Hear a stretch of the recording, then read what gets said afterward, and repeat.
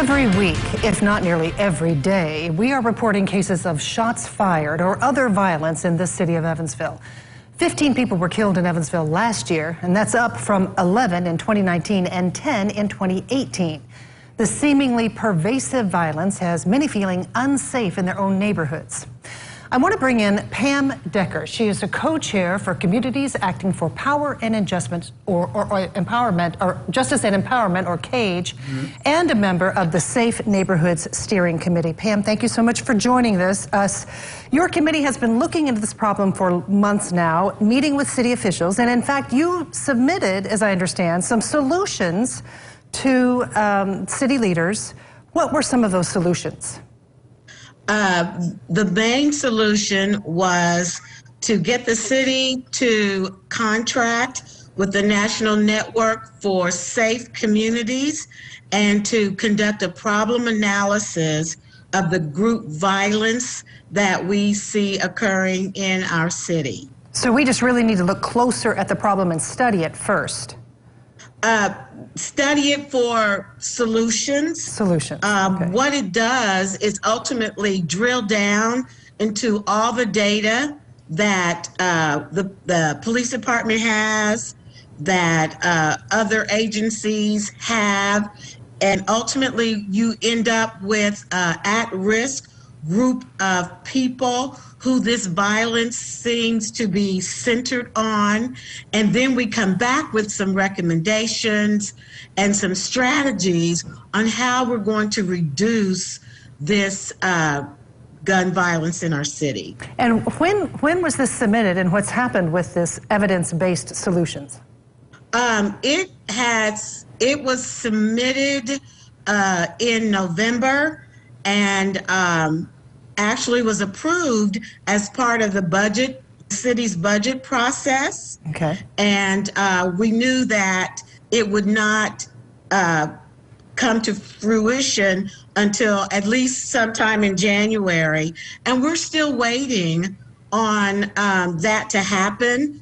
Unfortunately, the longer we wait, it puts more people at risk. And we really feel that it's imperative that the city get started on finding solutions to this high number. When we looked at the data that was printed by the Courier and Press, Shelley, there have been 802 shots fired through December 23rd of 2020. That's a shocking number. That's what actually has so many people in the neighborhoods feeling so unsafe right now. In fact, we just did a story last week about a juvenile who was shot in the stomach, and when we talked to the neighbors, they said, what can we do? We feel so unsafe. So I put that question to you. What can people that want change in these neighborhoods do? I think that it's imperative that if you see something, you need to say something. The only way to start to impact this is it's important to know who's involved in this. We have those 7 unsolved homicides because no one has come forth with any information related to them. And so I do think it's important, if you see something, say something, stay in contact with the Evansville Police Department.